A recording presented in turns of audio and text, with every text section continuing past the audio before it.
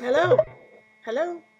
Hi, Hi, Melissa. Melissa. It's It's Diane. Diane. How How are are you? you? Good. How are you? I'm glad we figured Good. this out. Do you mind if we do a voice one? Because I think where I am, it creates better quality. So I don't. I'm not going to put the video on just because my internet. I live in the middle of nowhere, and so So it. do I. So I would be. I think in my experience, it ends up being better quality if I just do voice.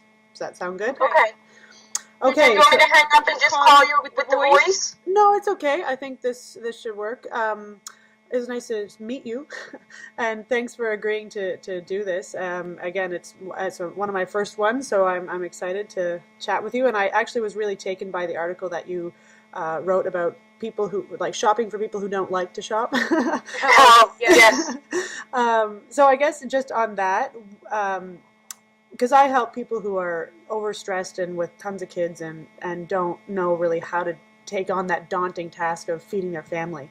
Yes. What would be your and I know you do a whole simple abundance wellness, which is really cool, and we'll get into that. But just off the top, what is your best suggestion for people who are trying to make their household work? First of all, I try to never take my children to the store.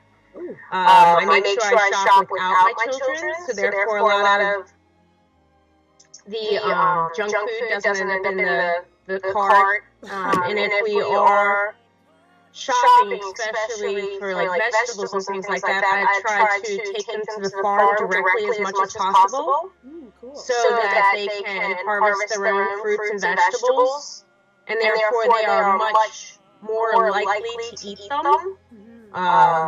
Like if I send them into the garden to pick their own beans, usually the beans are eaten before we get out to the main road. So That's awesome. that's some of the real big keys, and I know that's not always practical, but for the like I told you on email, my children are in third, second, and first grade. So with all the influences from school and school lunch and the parties and our fundraisers at fast food restaurants, it's really hard to come, to convince the children that they want to eat fruits and vegetables and fresh farm eggs and cheeses that are, made locally. So the more I can expose them to where their food is coming from, they are much happier, and it creates an impression on them that they want to eat that way. Oh, absolutely. Really even taking them to the dairy farms so they can see the cows and how the cows are treated. And where I live, I'm very fortunate. I'm in the middle of a lot of farmland. There's a lot of CSAs and orchards and things like that, so that we have the ability to experience, where our food is coming from firsthand. And that's made a huge difference in their eating habits and their desire to be part of the system. The CSA that we were part of, my kids actually made the seed pots and planted the seeds and put them in the ground and watched them grow and helped harvest all summer. So So would you say that's just really made a huge difference for them. So would you say that life sort of happens in that there's all this outside influence, but you say that going to the farm and having that sort of what I would consider intrinsic motivation start to happen early on, and you plant those seeds, for a lack of a better analogy, in their minds and in their souls, to have them eventually start to make those connections, even if they are going to go and they're going to get Halloween candy, and they're going to. Sorry, it's okay. Are you okay? I just had a cough. That's okay. So yeah, so I just, even though they're going to go and get Halloween candy, just having them sort of really feel it, understand it slowly, they'll eventually grasp onto it. Is that what you're saying? Oh my gosh, yes.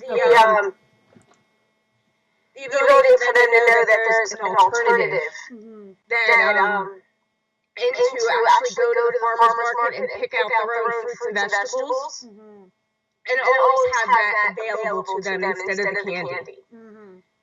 So to have fresh farm apples here and say, all right, pick your snack for tomorrow, and their only choices are things from the farm. Yeah, that's awesome. Okay, the next question, I hope you're okay there. But I was really, I like your simple, I guess that's like, the SIMPLE sort of way of approaching life. Can you touch just a little bit on that? Because I know, parents that I know and mothers that I know tend to get really overstressed or wrapped up in it, and I don't know if it's my generation or it's the times that we live in, because I'm like looking back and thinking my mom didn't appear to be that way. Maybe she was, but I sort of get the experience of what I call helicopter mom, sort of just like really trying to control things, and I think that it affects mother's health inadvertently. So what would you say to that from your experience in? From the simple process, I actually started to develop that based on my children asking me for stories of my own childhood. And the reason I couldn't tell my kids the stories I was telling myself, the negativity of you're not enough, you're not doing enough, you're a failure, because motherhood is, we have the media telling us that we're not good enough, we have news articles, we have all these things, to be the perfect mother. Yeah. So I started to look back at my own childhood and look back at my own life, and I had to change the stories I was telling myself and really bring out what good I do. And reinforce it to my children, almost be my own cheerleader. Wow. So I just got the shivers of the shivers that I get when something speaks to me. So that's really cool.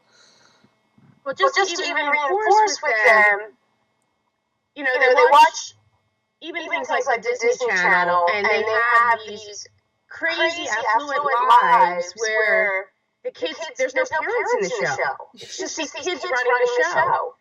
And to reinforce with them, this is my responsibility as a mother, to love you, to help you with your homework, to make sure you're fed, to make sure you have clothing, to keep you warm and safe. Going to Chuck E. Cheese, that's a nice to have.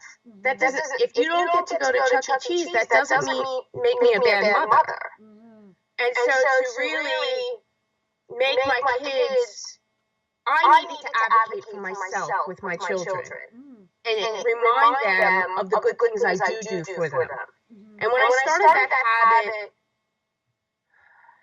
probably three or 4 years ago, so they are 9, 8, and 6 now. So we really started pushing that hard about 3 years ago. And I don't need to shove it down their throat. I just need to reinforce that